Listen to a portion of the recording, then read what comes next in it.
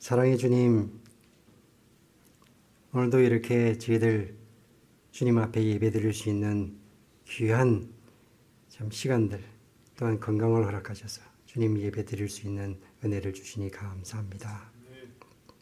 오늘은 특히 선교 헌신 예배로 드리기를 위하여 합니다. 주님,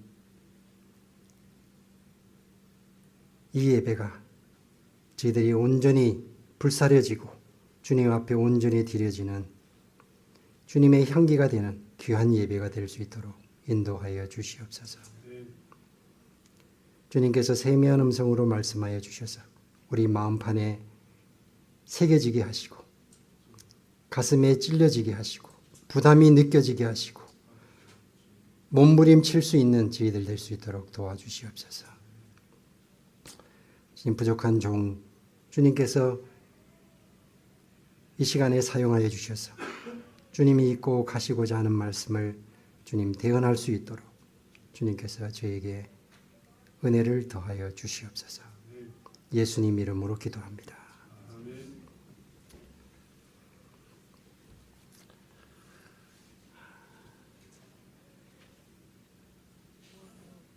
오늘 선교 교회 그리고 하나님 나라가 그랬는데 아마 이렇게 큰 제목을 제가 설교하게 된 것은 아마 처음인 것 같습니다.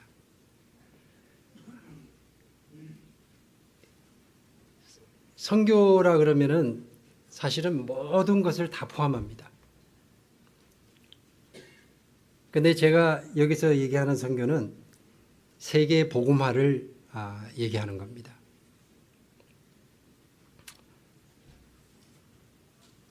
선교에 대한 말씀은 성경에 여러 군데 있습니다. 없는 곳이 없습니다.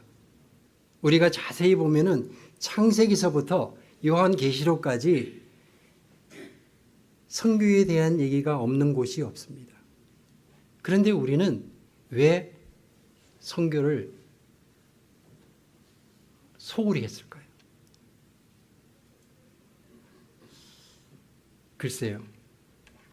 아마 선교는 우리에게 아마 부담이 되는 그런 숙제인 것 같아요. 그래서 우리는 어떻게 보면은 부담을 느끼고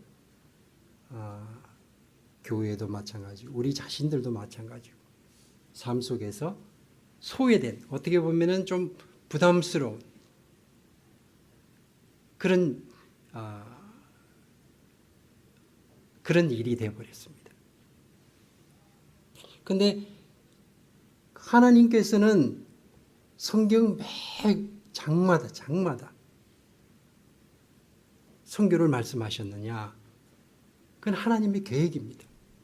처음부터 하나님의 계획이었습니다. 창세기 1장서부터 하나님의 형상대로 우리를 지어서 우리에게 그런 직분을 맡기셨어요. 너희들은 이 모든 것을 다 관리하고 관리자로 우리를 세우셨습니다. 그런데 우리는 불순종했어요. 그래서 어떻게 됐습니까? 바벨탑 사건이 났습니다. 바벨탑 사건 창세기 11장까지는 우리 인류는 한 가지 언어를 했습니다. 모든 사람이 다 같은 말을 했어요. 그런데 그 사건 이후 하나님께서는 우리의 언어를 흩어놓았습니다. 막 섞어 놓으셨어요.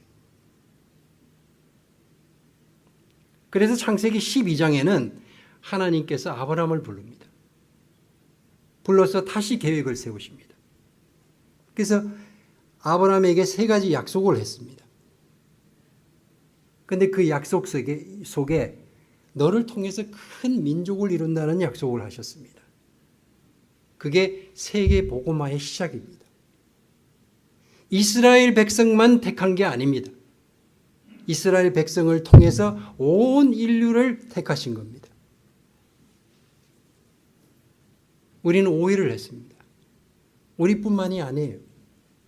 유대인들, 이스라엘 백성들도 우리가 구약 성경 통틀어서 우리가 다 봐도, 아니 신약 성경 예수님 때에 와서도 이스라엘 백성들은 오해를 했습니다. 우리는 선택받은 민족입니다. 그래서 요나서에 보면 요나는 하나님을 거역합니다.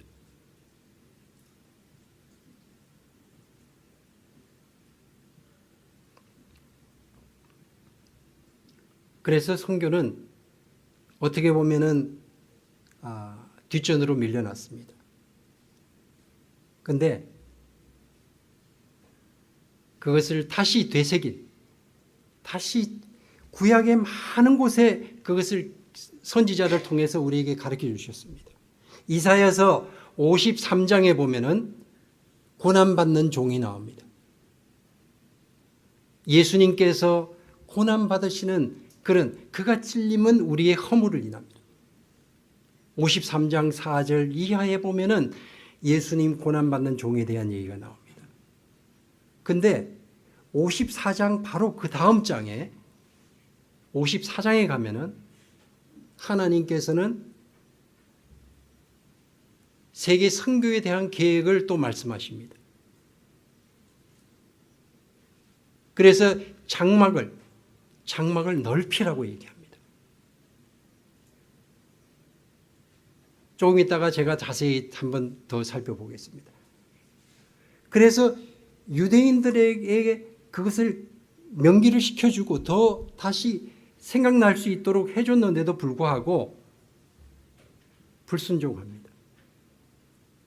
그래서 예수님께서는 예수님 때에 와서는 예수님께서 돌아가셔서 가시기 전에, 하늘로 올리시기 전에 우리에게 대사명을 주셨습니다. 그죠? Great Commission을 우리에게 주셨어요. 제자들에게 줬지만은 그거는 우리한테 준 겁니다. 그래서 너희들은 가서 모든 족속으로 제자를 삼아 아버지와 아들과 성령의 이름으로 세례를 주고 내가 너희에게 가르쳐 준 모든 것을 지키게 하라. 그렇게 우리에게 분부하셨습니다. 그래서 모든 족속으로 제자를 삼아, 여기에다 보면 모든 족속, 여기도 세계 복음화입니다. 우리만 잘 믿고 우리만 구원받으면 되는 게 아닙니다. 하나님의 계획은 그거보다도 훨씬 더 크십니다. 주님이 그랬어요.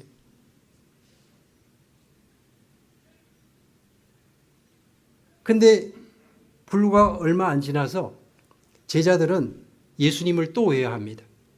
사도행전 1장에 보면은 예수님이 이제 승천하시기 바로 직전에 제자들이 예수님한테 또 그럽니다.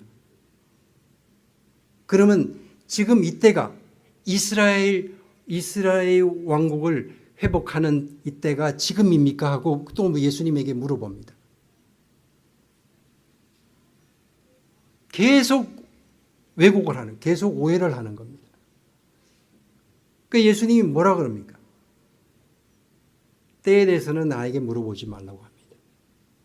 그러고는 제자들한테 너희들은 예루살렘을 떠나지 말라고 그럽니다. 오직 성령이 너에게 임하시면 성령이 임할 때를 기다리라는 겁니다. 왜 그러냐면은 그렇지 않으면은 너희들은 그 일을 할 수가 없다는 거예요. 깨달을 수가 없다는 겁니다. 그렇습니다.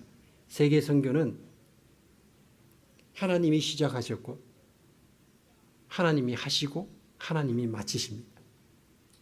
그러면 우리는 할 게 없나요? 그럼 우리는 그냥 그것만 알고 있으면 되는 겁니까? 아니죠. 하나님이 왜 아브라함을 불렀습니까? 하나님이 왜 선지자들을 불렀습니까? 예수님이 왜 제자들을 불렀습니까? 하나님은 우리를 통해서 그 일을 하시기를 원하시겠다는 것입니다.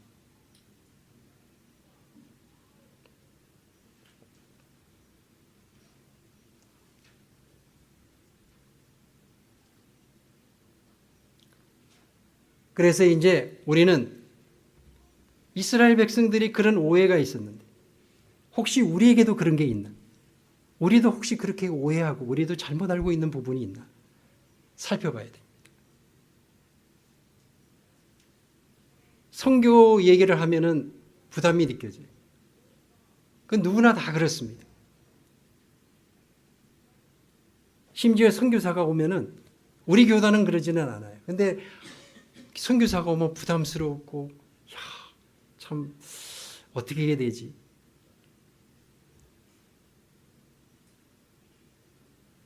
선교는 하나님의 일입니다. 우리는 거기에 동참할 수 있는 것만으로도 우리는 감사하고 영광으로 생각해야 됩니다. 왜 그러냐면은 예수님이 분명히 다시 오신다고 약속을 하셨습니다. 계시록 마지막 장 22장 20절에 그렇게 쓰여 있습니다. 내가 속히 오리라. 그래서 초대교회 때는 모두 다 예수님이 금방 오는 줄 알았습니다. 그때 당시에는 땅끝 해봤자 우리가 알고 있는 그 당시에 알고 있는 땅끝은 아마 지금의 스페인의 아마 그 정도가 아마 땅끝으로 알고 있었을 거예요. 그게 로마 시대니까. 아마 아시아 이쪽은 아마 그때는 몰랐을 겁니다. 분명히 땅끝까지 복음이 전해져야 되는데. 근데 이제는 달라졌습니다.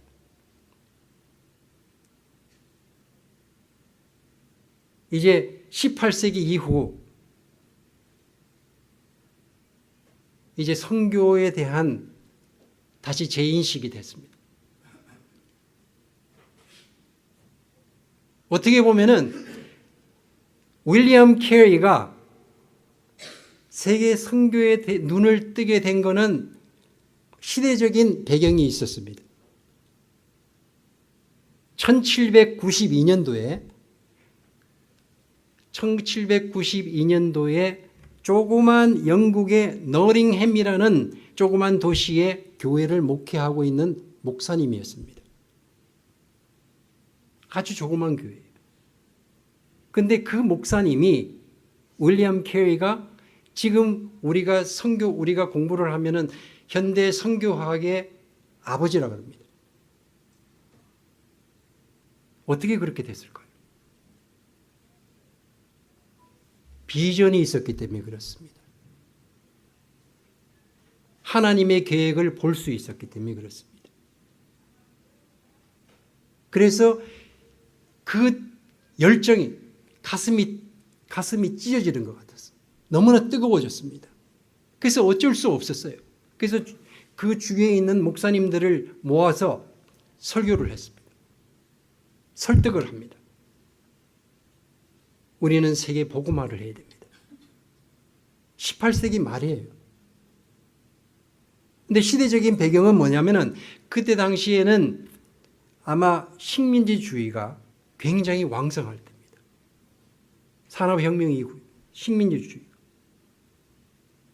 식민지주의는 물론 15세기 이후에 시작이 됐 스페인, 포르투갈로 시작이 됐지만 그때는 천주교였어요. 종교개혁 전이기 때문에. 그런데 이제 그때 당시에 이제 동인도 회사라고 있습니다. 회사가 두 개가 있었습니다. 그 당시에 전 세계적으로. 하나는 동인도 주식회사는 네덜란드에서 먼저 시작을 했습니다. 그 다음에 영국에서 시작했어요. 그 두 개의 동인도 회사가 있었습니다. 근데 그 회사를 통해서 전 세계 다니면서 무역을 장관하는 그 회사들이었어요. 지금으로 말하자면은 멀티내셔널 코퍼레이션 정도 되는 겁니다. 아마 애플이나 구글이나 아마 그런 회사보다 훨씬 더 큰 회사일 거예요. GM 이런 그런 회사보다 훨씬 더 큰 회사일 거예요. 근데 그런 회사들을 통해서 수집해오는 정보들을 다 모으기 시작했습니다. 그래서 그 수집한 정보를 가지고 기도를 하기 시작하고, 아시아에 가면은 인도라는 나라가 있고, 조금만 더 가면은 중국이라는 나라가 있고, 또 조금 더 가면 일본이라는 나라가 있고, 한국이라는 나라가 있다. 저 아프리카에 그 또 수많은 나라들이 있다. 남미에도 있고, 그걸 알게 됐습니다. 근데 아는 것으로 끝나는 게 아니고 발로 뛰어다니면서 그거를 얘기를 해요. 우리는 세계 선교를 해야 됩니다. 그래서 만들어진 게 런던 미션 소사이티입니다. 1795년도에 런던 미션 소사이티가 생겼습니다. 그래서 목사님들이 모여서 기도하기 시작했습니다. 세계 복음화를 위해서. 그런데 기도를 하는데 누가 나갑니까? 나갈 사람이 있어야 돼요. 근데 윌리엄 캐리 목사님이 내가 나가겠다. 괜찮겠네. 내가 나가겠다. 가면 죽을 수도 있는데 못 돌아올 수도 있잖아요.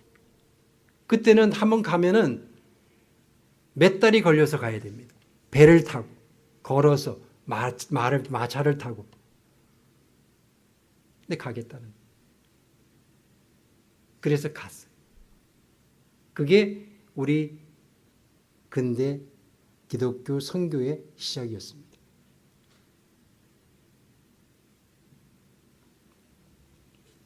그러면 우리 CNMA는 그러면 언제 시작이 됐을까요? 여러분이 자랑스럽습니다. CNMA 교회에 나오신 것만으로도 자랑스럽습니다. 왜 그러냐면 CNMA 이 교회는 보통 교회가 아닙니다. 선교를 위해서 존재하는 교회입니다. 교회의 존재 목적이 선교입니다. 만약에 그걸 모른다면 오늘 기억하시고 절대 잊어먹지 말기를 바랍니다. 저희들은 교단 본부에 가면 그렇게 교육을 받습니다. 어디 가서 선교 보고를 하든 설교를 해도 그 말은 반드시 해야 된다는 겁니다. 적어도 우리 CNMA 교회는 존재의 목적은 세계 복음화를 위해서 존재하는 겁니다. 1887년도에 우리 A.B. 심슨 목사님이 장로교 목사님이었었는데 우리 CNMA를 시작을 합니다. 세계 복음화의 그 긴박성을 깨닫고 좀 어떻게 보면은 늦게 시작했죠. 왜 그러냐면은 윌리엄 캐리는 100년 전에 시작했잖아요. 거의 100년 전에. 근데 19세기 말에는 1880년대, 90년대는 많은 선교사들이 필요한 시대가 됐습니다. 그 전에는 선교사들이 그렇게 많이 필요하지 않아요. 보낼 수도 없어요. 여건도 안 돼. 근데 19세기 말에서는 이제는 배를 타고 멀리 가는 거는 문제가 없게 됐어요. 그래서 많은 선교사를 파송해야 됩니다. 그래서 시작한 게 처음에 나약 선교 미션 트레이닝 센터를 시작했습니다. 지금의 나약 대학교입니다. 나약 컬리지입니다. 우리 교단 소속이. 거기에서 많은 선교사들을 캔디데이트를 훈련을 시켜서 선교사를 보냈어요.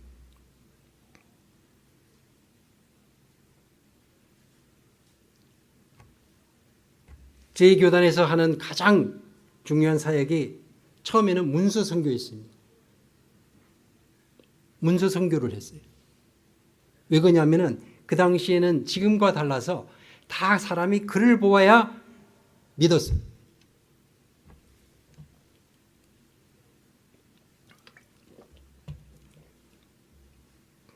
그래서 선교사들이 다른 나라에 가서도 문서 선교를 많이 했습니다. 근데 우리 CNMA가 가장 자랑스럽고 우리가 해야 되는 것은 그 짧은 시간 안에 5대양 6제주의 선교사를 다 보냈다는 겁니다. 그런 교단이 많지 않아요. 그렇죠? 감리 교단이나 심내교나 장로교나 굉장히 일찍 오래된 교단들이잖아요. 왜 그러냐면 우리 CNM에는 교단이 목적이 아니었습니다. 선교가 목적이었습니다. 우리 CNMA가 교단으로 된 거는, 디나미네이션이 된 거는 불과 얼마 안 됐습니다. 1974년도에 교단으로 등록이 됐습니다. 세계 선교가 첫 번째고 그 다음에는 모두 다 그 다음이었습니다. 자, 그러면은 지금까지 우리가 지금 본 윌리엄 캐리나 우리 CNMA 교단이나 미션을 하는데 어떻게 해서 그러면 우리가 세계 선교를 위해서 이런 거를 우리가 어떻게 해서 준비해서 했을까? 시작을 어떻게 했을까? 그 답은 성경에 있습니다. 예수님께서 어떻게 했나를 보면은 우리는 찾을 수 있습니다. 그래서 예수님은 오셔서 제일 먼저 제자들을 불렀습니다. 제자를 불러서 뭐 학교를 시작한 것도 아니고 교회를 시작한 것도 아닙니다. 그냥 제자들하고 같이 다니면서 밥도 먹고 얘기도 하고 기도도 같이 하고 그렇게 다니셨어요. 그게 제자 훈련입니다. 디사이플링입니다. 그리고 그 제자들이 훈련이 되면은 또 때로는 그 제자들을 다른 지역으로 보냈습니다. 둘씩 짝을 지어서 보냈습니다. 보내고 나서 예수님은 뭐 했나요? 예수님은 한적한 데 가서 기도를 했습니다. 그들이 무사히 돌아올 때까지 기도를 했습니다. 처음에는 그러다가 나중에는 70인을 보냈습니다. 근데 예수님이 무슨 뭐 교회를 했다 뭐 그런 거는 전혀 기록이 없습니다. 그 다음에 아주 특이한 거는 뭐냐면 그런데도 성경에 보면은 예수님이 안식일이 되면은 회당에 반드시 가셨습니다. 회당에 가셔서 회당에서 말씀을 피고 말씀을 가르쳤습니다. 누가복음 4장에 보면은 그 말씀이 있습니다. 자기의 고향에 가서 말씀을 이사야서 61장을 피고 말씀을 가르쳤습니다. 거기에서도 이사야서 61장에서도 그럽니다. 그 말씀을 통해서 하면서도 많은 선지자들이 그 앞에 온 예수님 전에 온 선지자들이 자기 고향에서는 환영을 못 받았어요. 왜 그러냐면은 다른 민족에 관심을 가지면은 이스라엘 민족은 싫어합니다. 우리가 성경에 보면은 엘리사 시대에도 많은 문둥병자가 있었다 그랬습니다. 근데 우리가 성경에 보면은 엘리사를 통해서 문둥병을 낳았다는 기록은 나만 장군 얘기밖에 없습니다. 나만 장군은 유대인이 아닙니다. 이스라엘 민족이 아니에요. 이방인입니다.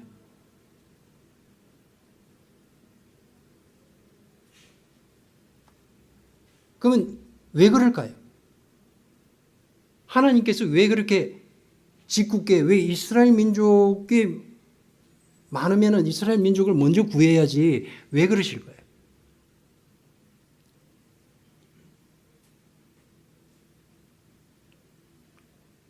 이스라엘 민족에게 그걸 깨달으는 겁니다.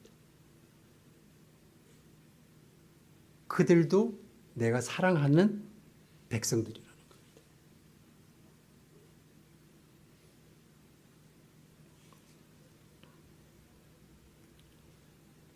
그래서 예수님의 사역을 통해서 우리는 세 가지 중요한 어떻게 보면 방법을 알 수 있습니다. 첫째는 제자들을 불렀습니다. 그래서 제자들을 다니면서 같이 생활하고 디사이플링을 했어요. 제자 훈련을 했습니다. 그 다음에는 제자들을 또 때로는 보냈습니다.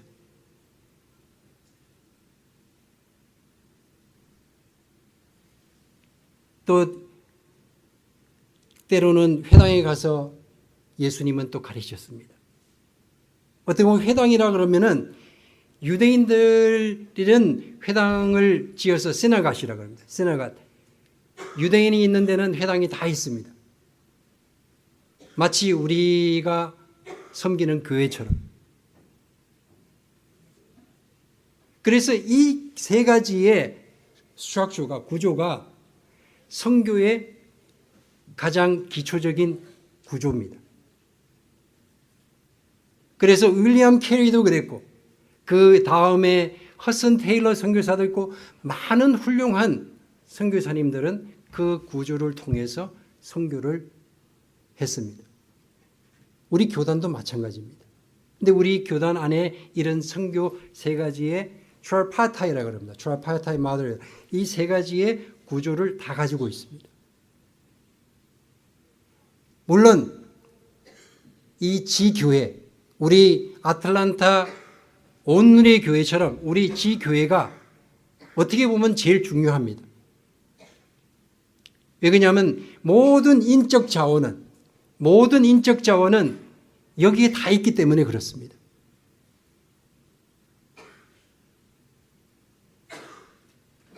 이사야서 6장의 8절 이하에 보면은 그럽니다. 하나님께서 내가 누구를 보낼고,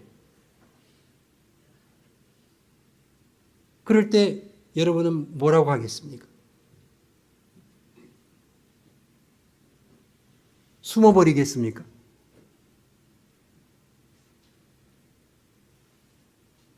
이사야가 어떻게 대답했습니까? 내가 여기 있나이다. 나를 보내소서. 그렇습니다. 올해 우리 양 목사님이 성장하고 성숙하고 지속적인 성장과 성숙을 표로 내놨습니다.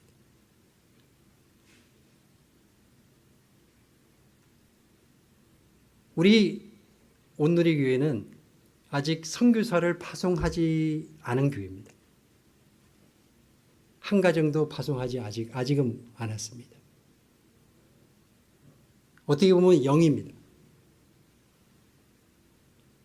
근데 성장하고 성숙한 데는 목표가 있어야 됩니다.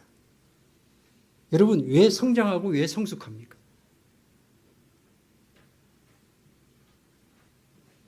그래서 저는 이렇게 도전하고 싶습니다. 오늘은 특별한 날입니다. 저는 그래서 어젯밤 잠도 못 잤어요. 너무 설레서.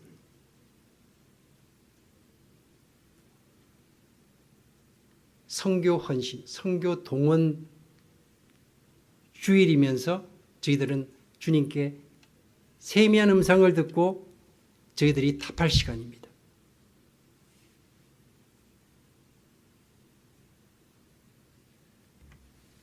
영에서 일로 변하는 교회가 되어야 됩니다. 성장하고 성숙한 교회는 우리 형제, 우리 자식들을, 아니면 우리가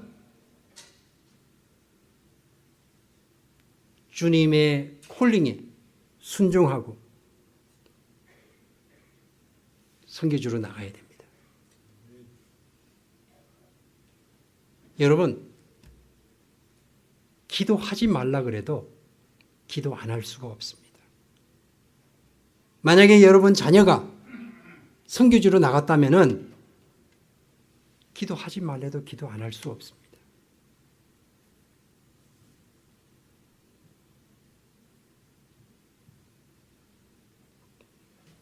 제가 중국에 있으면서 가끔 어떻게 알았는지 찾아와서 저에게 연락이 옵니다. 비밀 이렇게 통로를 통해서. 선교사님 와서 좀 우리 교회에 이제 새해 선교 우리 계획 아니면 기도 제목을 위해서 기도 우리에게 좀 가르쳐 주십시오. 그래서 제가 몇 번 갔어요. 근데 제가 있는 지역에 있는 어떤 아주 큰 교회, 대형 교회입니다. 아니 출석교회만 한 5천 명 되는 교회가 있어요. 한인교회인데. 근데 그 교회 선교 목사님, 그 다음에 선교위원장, 장로님, 하여튼 다 오셨어요. 그래서 몰래 어떤 식당에 이렇게 다락방처럼 이렇게 거기에 모였습니다. 제가 들어갔어요. 조금 늦게 도착해서 이제 앉아서 이제 얘기를 나누는데 저보고 좀 선교사님 좀 기도를 위해서 기도해 주세요. 앉아서 제가 혹시 여기 선교 목사님 계시니까 있대요. 그래서 오시라 그랬어요. 옆에 앉아서 제가 질문을 했어요.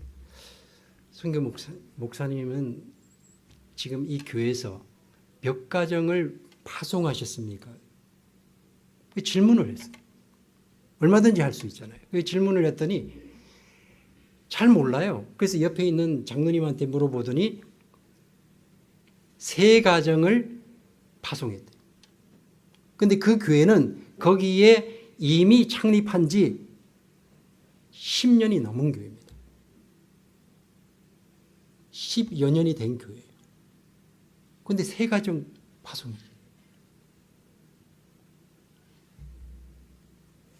제가 그래서 저를 잘못 불렀습니다. 목사님, 저를 잘못 불렀어요. 전 실망했습니다. 선교지에 나온 어떻게 보면은 디아스포라 교회잖아요.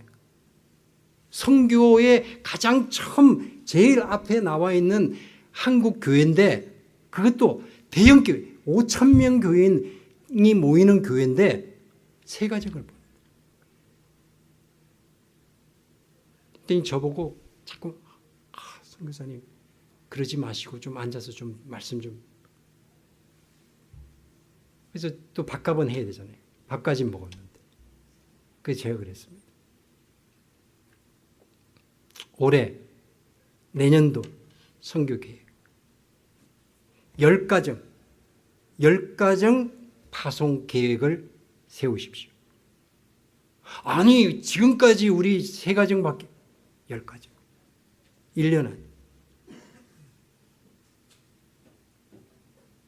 여러분 이 기도가 제가 한 그 기도가 응답이 됐겠습니까? 안 됐겠습니까?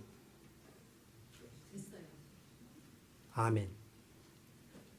됐습니다.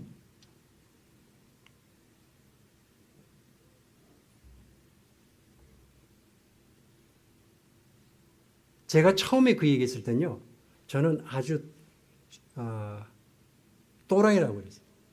이상한 사람. 저 사람 진짜 좀 이상한 사람.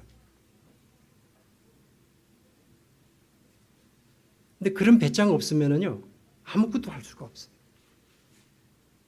왜 그러냐면은 선교는 우리 일이 아닙니다. 처음부터 우리가 할 수 있는 게 아니에요. 그거는 성령 하나님이 다 하시는 거예요. 시작서부터 끝까지 다 하시는 거예요. 우리는 뭡니까? 우리는 도구예요, 도구. 필요할 때 필요한데 쓰시는 도구입니다. 우리는 필요한 데 가서 우리는 거기 있으면 되는 겁니다.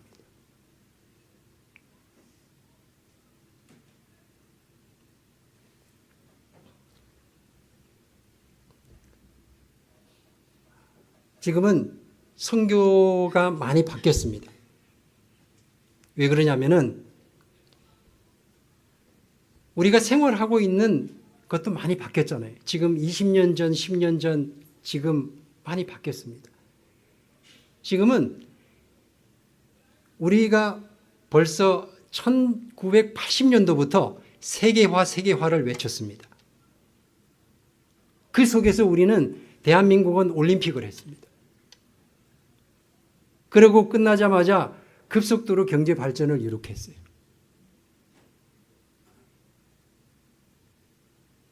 근데 달라진 게 뭐가 있습니까? 풍요로워졌어요. 모든 게 다 풍요로워졌습니다. 한 가지만 빼고. 우리 마음이 가난해졌습니다.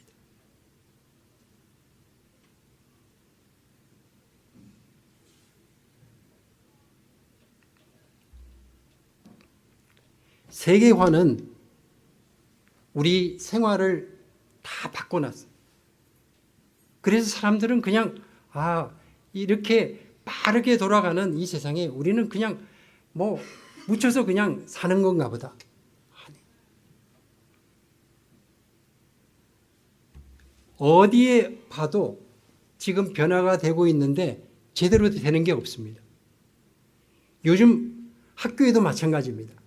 학교에도 학생들이 옛날에는 책을 보고 공부를 해서 지식을 쌓습니다.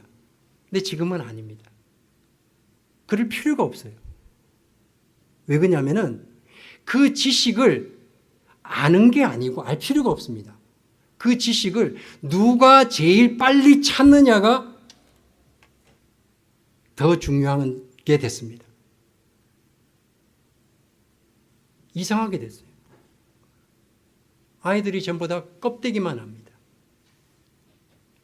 종이 한 장 주고 얘기를 하고 한번 해보라 그러면요. 1시간이 지나고 2시간이 아니 일주일이 지나도 종이 한 장을 못 채웁니다. 왜 그러냐면은 암만 찾아도 없거든요. 못 찾았어요. 그래서 못했습니다. 지금 그런 세상입니다.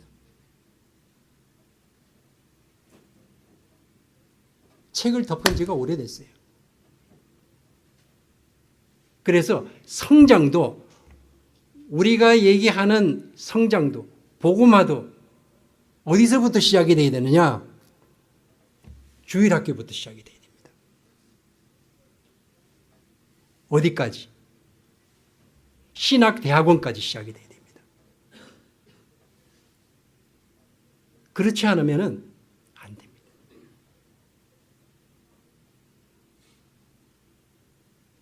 왜 그러냐면 성장이라는 것은 머리만 커진다고 되는 게 아닙니다. 몸만 커진다고 되는 게 아니에요. 균형 있는 성장을 해야 됩니다. 그래서 오죽하면 사회학자들도 그걸 연구를 합니다. 어떻게 해야 되냐.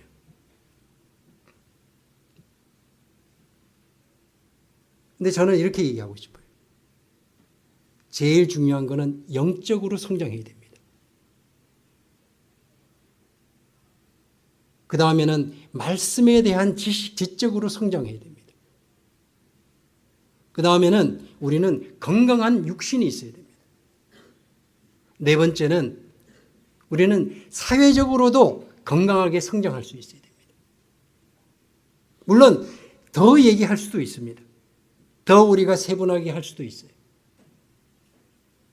그렇지만 적어도 이 네 가지는 우리가 기본적으로 알고 있어야 될 것 같아요. 우리 아이들을 이 다음에 이 아이들이 커서 우리에게 바턴을 받아서 우리 교회의 주인이 되고 세계 선교의 지도자가 될 거라면은 우리가 지금부터 준비를 해야 됩니다. 이 아이들에게 그런 기회를 줘야 돼요.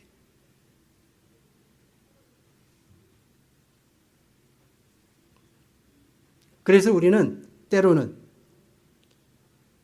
아이들을 통해서 얘기를 들어봐야 됩니다. 애들이 아파하는 게 뭔가, 아이들이 필요한 게 뭔가를 들어봐야 돼요. 그래서 그걸 듣고 꿈을 심어줘야 됩니다. 지금 요즘 교회들이 왜 조용하고 왜 잠잠합니까? 무지해서 그렇습니까? 물론 그런 이유도 있습니다. 어떻게 보면은 무지할 수도 있습니다. 세계 복음화에 대해서는 만약에 신경을 안 쓴다면 무지할 수도 있습니다. 그런데 더 문제는 비전이 없다는 겁니다. 어느 교회 가면 저는 목사님한테 그렇게 물어봅니다. 목사님, 우리 교회의 선교 비전이 뭡니까?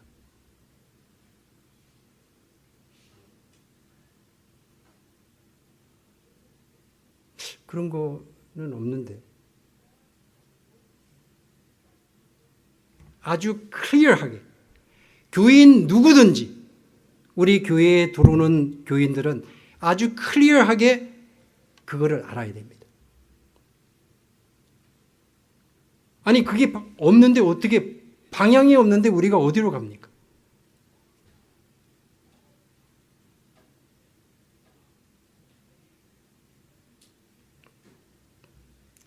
그래서 우리가 그런 목표가 정해지면 모든 사람들이 세계 복음화를 위해서 우리가 어떻게 우리 교회가 할 수 있는 우리 교회에 가장 적합하고 우리 교회에게 맞는 일을 우리가 어디서부터 시작해야 돼요? 전 참 좋다고 생각해요. 우리 목사님께서 이런 각 셀을 만들어서 선교지를 맡아서 기도하는 그렇게 기도하다가 여러분들은 그 지역으로 이 다음에 선교를 갈 수도 있습니다. 아니 목사님이 제일 먼저 가실 것 같아요. 이 교회는 어떻게 가요? 교회는 주님이 하십니다. 왜 그러냐면은 그리스도는 교회의 머리라고 했습니다. 오늘 우리가 외운 암송한 성경 구절에도 있습니다. 교회는 베드로에게 예수님이 그랬습니다. 너는 베드로라. 베드로는 반석이라는 뜻입니다. 암흑의 권세가 흔들 수 없는 게 교회입니다. 그 위에 세워진 게 교회입니다. 그건 예수님이 주인이시고 예수님이 다 지켜주십니다. 우리가 한다고 할 수 있는 게 아니에요. 근데 우리가 하는 거는 뭡니까? 순종하고 최선을 다하는 겁니다.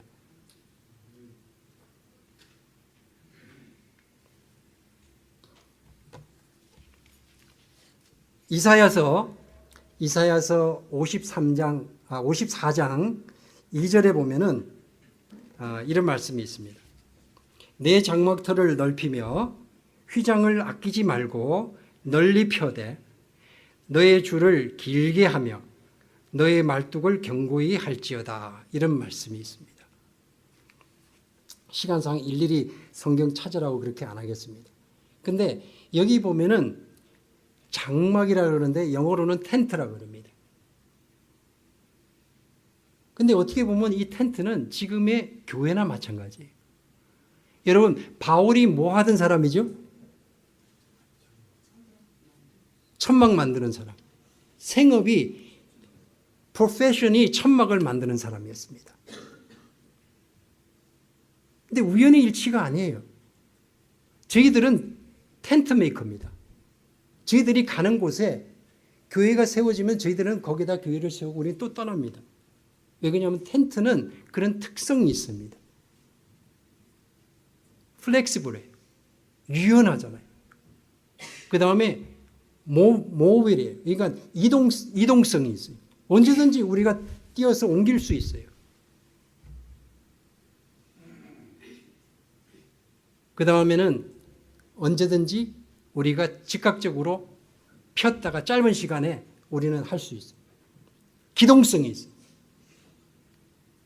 교회는 이런 기능이 있어야 된다는 겁니다. 이 세 가지 기능이 있어야 됩니다. 세계 선교에 우리가 발을 맞춰서 하기 위해서는 이 세 가지 기능이 있어야 됩니다. 근데 그 기능을 지금 이사야서 54장 2절에 요약해서 이렇게 말씀하는 겁니다. 근데 여기 보면은 장막을 넓히라는 것은 뭐냐면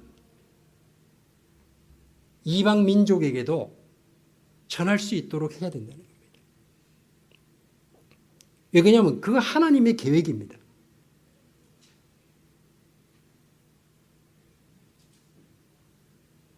이런 말씀이 여러 군데 나와 있습니다. 계시록 7장 9절 이하에 보면은 하나님 보좌 앞에 많은 백성들이 모여서 예배드리는 장면이 나옵니다. 여러 민족, 방언, 나라들이 많은 무리들이 모여서 하나님 앞에 할렐루야 할렐루야 찬양하는 그런 예배드리는 모습이 있습니다. 그게 땅끝까지 복음이 전해지면 이루어지는 일입니다.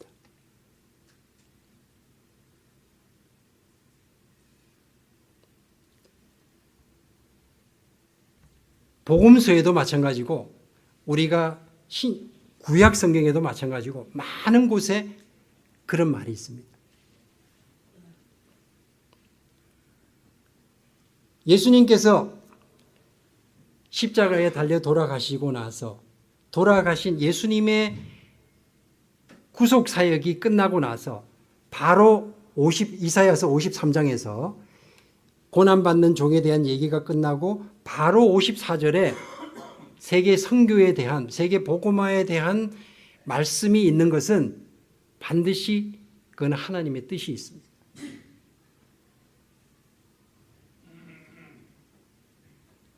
우리는 모두 예수님께서 십자가에서 우리 대신 십자가에서 죽어주셨기 때문에 우리는 새 생명을 얻었습니다. 그 다음에 우리가 할 일은 이제는 세계 복음화를 위해서 우리를 위해서 사는 것이 아니라 이제는 우리를 위해 대신 죽으신 예수님을 위해서 살아야 된다는 겁니다. 여러분 고린도후서 5장 14절 15절 한번 찾아보십시오.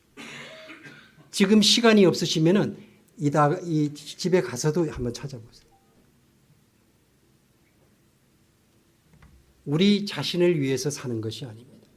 이제는 우리 대신해서 죽어주신 예수님을 위해서 우리는 살아야 된다. 그렇죠? 세상에는 여러 가지 사람이 있습니다. 나를 위해서 사는 사람이 있고 또 다른 사람을 위해서 사는 사람이 있습니다. 그 다른 사람을 위해서 사는 것도 아주 훌륭한 사람들입니다. 그런데 더 훌륭한 것은 예수님을 위해서 사는 겁니다. 왜 그러냐면 예수님을 위해서 산다는 것은 즉 내 형제, 믿지 않는 모든 사람을 위해서 사는 겁니다. 영혼이 불쌍하기 때문에 구원받지 못한 영혼이 불쌍하기 때문에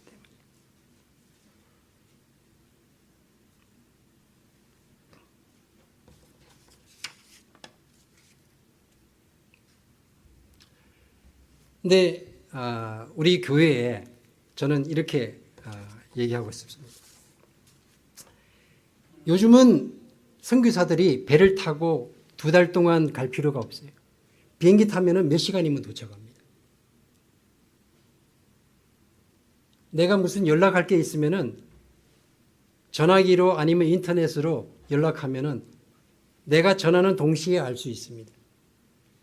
우리는 그런 시대에 살고 있습니다. 그게 좋은지 나쁜지는 그거는 몰라요. 나쁠 수도 있고 좋을 수도 있습니다. 왜 그러냐면은 나쁜 거는 위험에 그만큼 많이 노출될 수 있습니다.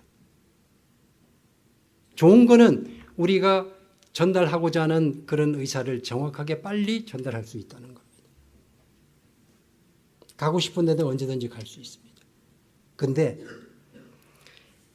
이런 것들을 우리 교회 안에는 얼마나 있습니까? 그런 걸 위해서 우리가 그걸 얼마나 알고 그걸 얼마나 활용하고 우리는 믿음 생활을 하고 있습니까?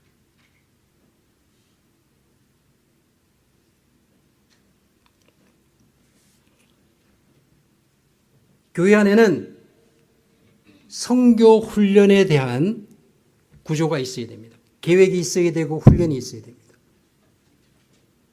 그래서 목사님께서 디사이플십, 제자 훈련, 바이블 스터디 이런 거를 하는 겁니다. 여러분들은 거기에 적극적으로 참여를 해야 됩니다. 헌신을 해야 됩니다. 그 다음에 이제 교회 안에는 선교사를 후원하고 선교를 후원하는 그런 기관이 있어야 됩니다. 그런 정책을 결정하고 후원을 결정하고 우리가 기도하고 하는 그런 기관이 있어야 됩니다. 예를 들어서 선교위원회 아니면 선교 어떤 부서가 있어야 됩니다. 그래서 그런 사람들이 교회의 어떤 부서가 움직이더라도 같이 유기적으로 같이 협력해서 사역을 해야 됩니다. 남전도회는 남전도 일만 하는 게 아닙니다.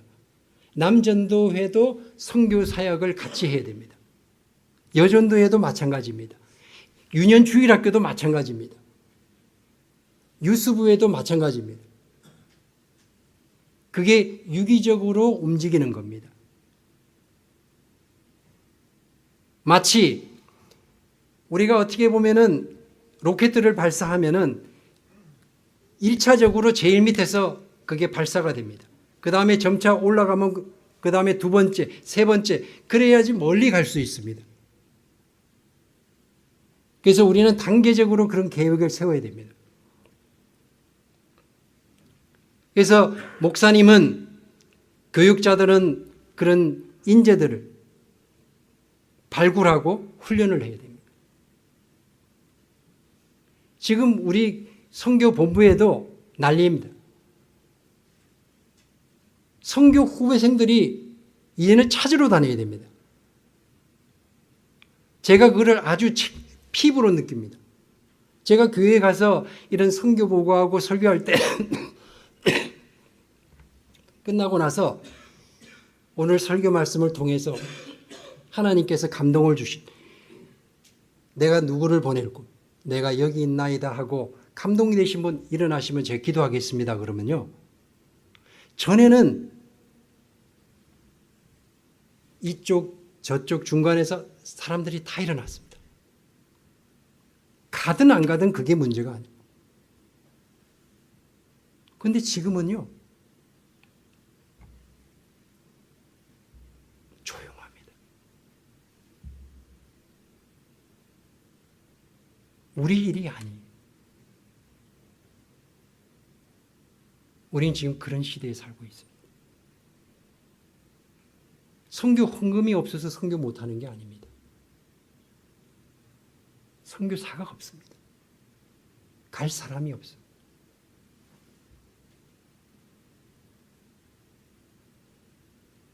분명히 예수님이 이 복음이 땅 끝까지 전해져야 그제야 끝이 온다 그랬습니다.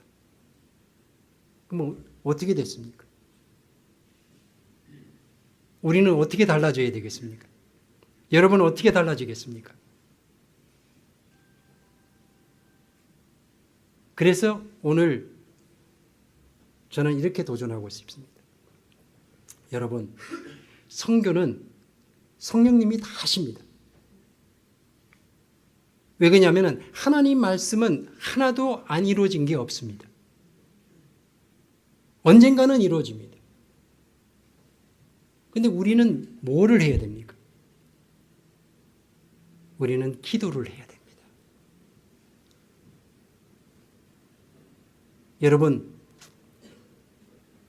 우리 교회 안에 선교를 위해서, 선교만을 위해서 기도 모임이 있어야 됩니다. 부서마다. 시작할 때, 끝날 때 항상 선교를 위한 기도를 시작